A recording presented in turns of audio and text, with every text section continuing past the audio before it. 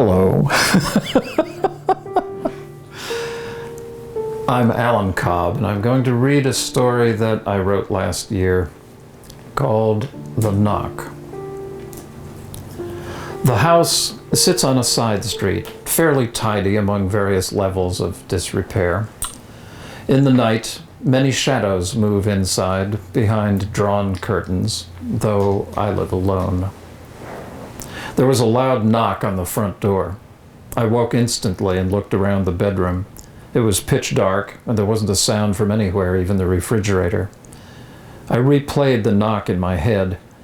Whenever some noise wakes me up, I can usually still hear the last second of the sound. The knock had been quite loud and authoritative. The police? A fire? The house was silent. FedEx? A passing car? I put on my bathrobe and went to the front door and peeked out through the Venetian blinds. The street was dark, and there was nothing in sight that moved. A prank? Some kid on his way home from an all-nighter ringing doorbells and knocking on doors? It was chilly standing there in my bare feet, so I went back to bed and drifted off to sleep again. A loud knock woke me. This time I sprinted to the door and had it unlocked and open within seconds. My little sister stood there, which was pretty much impossible since she lived a couple of thousand miles to the left. I looked again and noticed that Marcy had an AK-47 with a big curved ammunition clip. That was just wrong. "What are you doing with an assault rifle?" I asked. She stepped back and looked to either side. There were 6 or 8 other women just behind her, in the shadows. They all carried automatic weapons, big clips, ammo belts. "Why are you so violent?" I asked. "Maybe because they gave us all assault rifles and sent us out here to kill people," she said scornfully. "You think maybe that's why we're violent?" She was right. War is like that. I nodded, feeling a wave of empathy for her and her sisters in arms. Then I woke up again. Only this time there was no replay of anybody knocking. The house was silent, and it was still dark. I remembered one night, decades ago, when I was just falling asleep and suddenly heard, very distinctly, the voice of my father, furiously shouting my name, just once. If he ever had shouted at me like that, it would have only been because I was about to hurt myself and hadn't heard his first warning.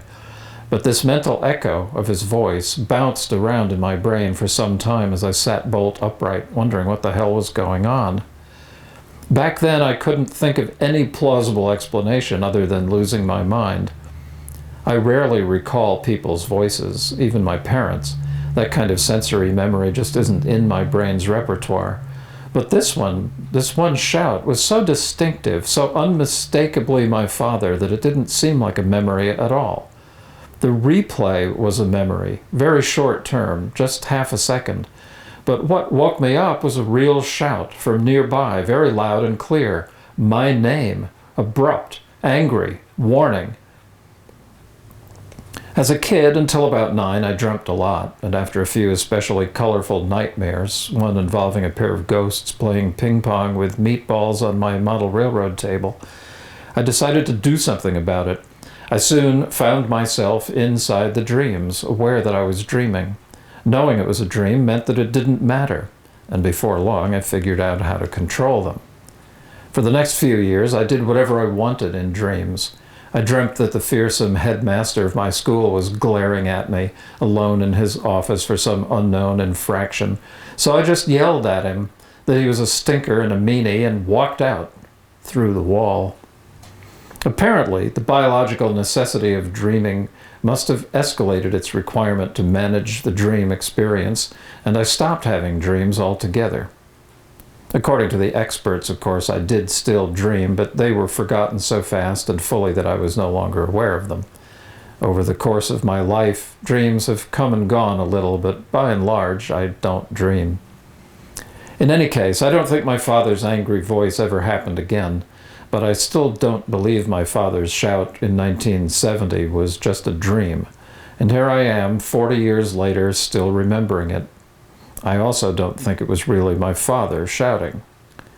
Anyway, a few years ago, I started dreaming again, but these dreams were all amazingly boring and irrelevant.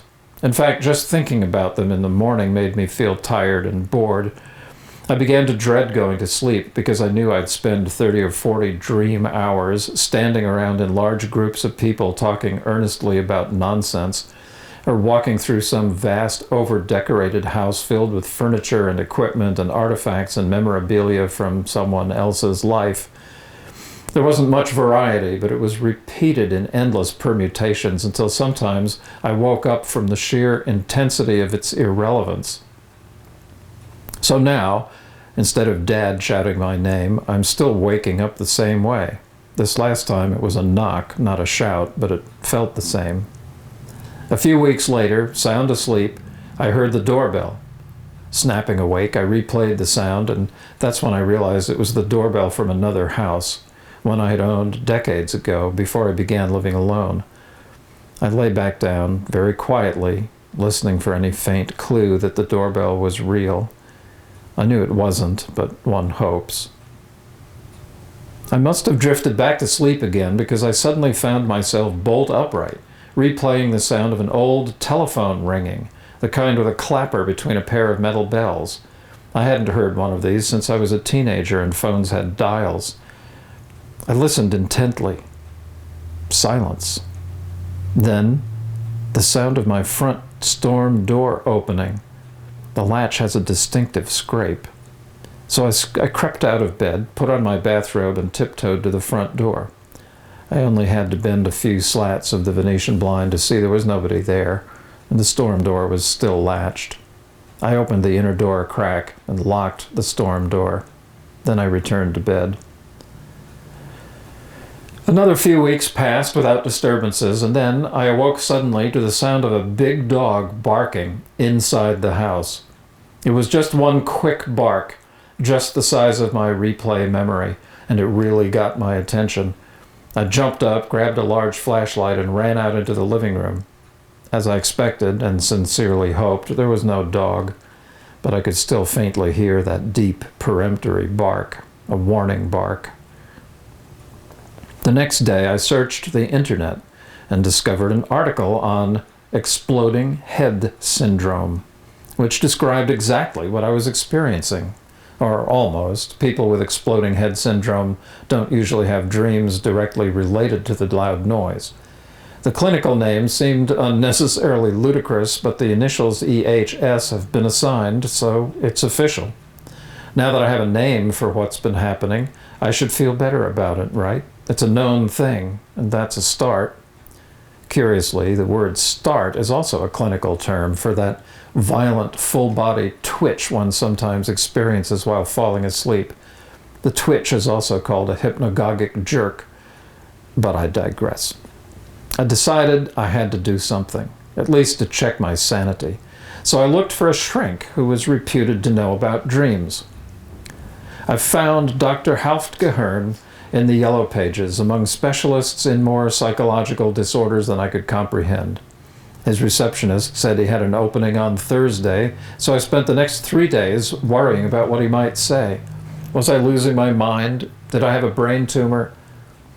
On Thursday, I arrived early at his office in an outlying medical building and sat fidgeting in his waiting room for an hour. The nurse called me in at precisely 3 p.m. His office was sparse and bright.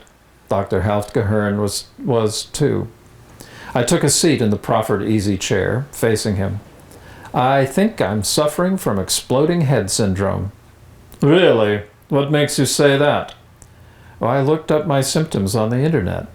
That's what they call it. Are you putting me on? Of course not. Haven't you heard of it? Exploding head syndrome? Seriously? Well, that's the name, EHS. I guess it must be rare. Yes, it sounds rare. Perhaps you should tell me about it. I knew he didn't believe it was a real condition. Since I had found it in the DSM-4, I now seriously doubted his expertise, and his attitude was more combative than supportive. Was this part of his shrink technique? It's a parasomnia, I began. He scowled at me. I figured I must be invading his territory, but I had no way of knowing, so I just told him my last few experiences. The knock, the slam, the bark. Well, he said, these are obviously not dreams. I nodded. Yeah, they're too quick, but sometimes there's a dream afterward. Your head explodes, but you remain asleep? Well, apparently. I really don't understand it. That's why I'm here. You realize your head isn't actually exploding? Well, obviously.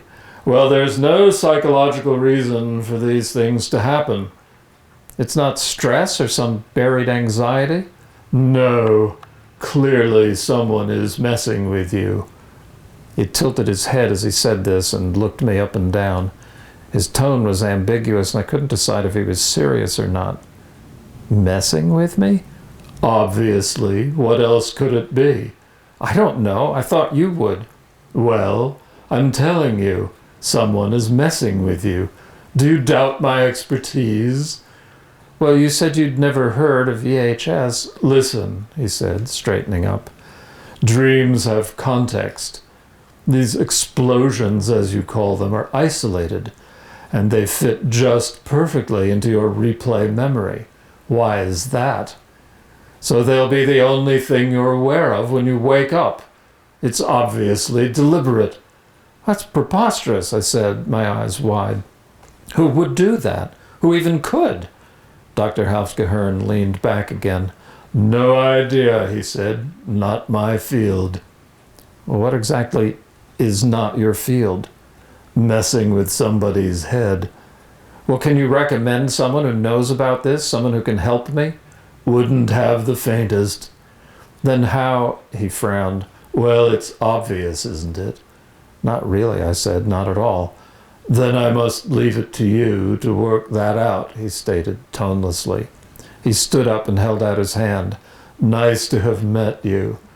Reflexively, I stood and we shook hands. If you could just, I said, my secretary will bill you. No need to come back. Please pay promptly. Have a nice day. He turned and went back to his desk. For a week, I pored over listings of psychologists, psychiatrists, analysts, counselors, advisors, and life coaches.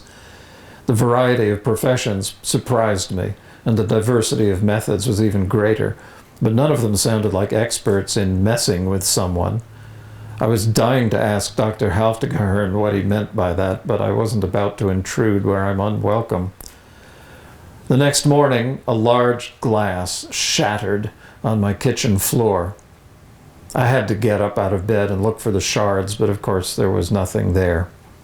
Later, I wandered the streets, hoping to find a bookstore that might hold some clues. I stopped at a lunch counter for coffee and sat brooding. I hadn't noticed the old woman on the next stool until she turned to me and said, "You look for me." I turned. She was disheveled, but not alarmingly so. I beg your pardon? I know you, she stated. You look for me. Not really, I said. Oh yeah, head boom. You look, I wait. Her confidence was disarmingly intense. I told myself there was nothing mystical going on. I'm not into ooga booga, she said. No booga, just talk. So I swiveled my stool towards her and the whole story spilled out. From the knocks to Dr. Halfgehern to this morning's broken glass. She listened intently, her eyes fixed unwaveringly on my mouth, her head bobbing in time to my speech, as if she could see the words coming out. When I was done, she said, "He right, messing with you, somebody." Really? What did she know? Or something. Thing? No booger, messing, sure. Maybe not somebody. What does that mean? No mean. You gotta forget. Forget what? You forget all this business, quick. You mean just drop it? Don't try to make it stop? Yeah, drop. But why? What if it keeps getting worse? She bent closer. Drop. You only drop, she snapped, or it get real. Get real? What was she talking about? She wagged her finger at me. You keep think? Splode get real. You mean there will really be someone at the door? You betcha. But that time it actually was a dream, I said. No dream. Messing. She raised her wag finger again and cocked her head. Then what do I do? I have to do something. I couldn't believe I was seeking advice from this unknown, terse little old lady. No do! Forget do! Do go boom! Her eyes were wide and her body was shaking. I stared at her, and she gathered up her things, rotated clockwise, and slid off the stool. She stormed out of the luncheonette in a flurry of mismatched fabric. My coffee was cold, and so was I. The next day I awoke normally, and I wondered if somehow I was actually going to get past this. I didn't think much more about my problem, and the next day was also silent. Then, for 4 days running, I woke to a loud pop, a screen door slamming, something heavy falling, and a splintery chopping sound. I began to obsess. Throughout the day, my replay memory would deliver up one or another of the recent sounds, and my heart would jump. By the end of the day, I was close to panic. It was impossible to sleep. I dreaded hearing the next sound, knowing that whatever it was would wake me up, startled, full of adrenaline. The nights were long and restless, and I couldn't get my mind off the knocks and bangs. Was the old lady right? Was obsessing on it going to make it more and more real? That was impossible, but it was certain that obsessing wasn't going to help. There was an old bottle of tranquilizers in the bathroom left over from my air travel days, so I took a couple and fell into a deep sleep. I woke late the next morning, hungover and exhausted, in exactly the same position in the bed. I hadn't moved, and there hadn't been a sound or even a dream all night long. But it wasn't real sleep, and the day was worse than ever. My routine had become erratic, and I resorted to playing loud music to drown out my replay memory. After a few days, punctuated by another dog bark, a huge metal bar, and a rat trap snapping, I took to leaving the radio and the TV on all day, along with music. I left the lights on. I surfed the web compulsively, hoping to stumble on something as unpredictable as the old lady. I was desperate and totally ready for Ooga Booga. On Saturday, I woke to the sound of ticking, like an old alarm clock with a pair of bells on top. It reminded me of a cartoon with wires and sticks of dynamite. Then I realized it was still ticking. Or was my replay memory just looping the echo? I pondered this for a minute, and then there was a loud click.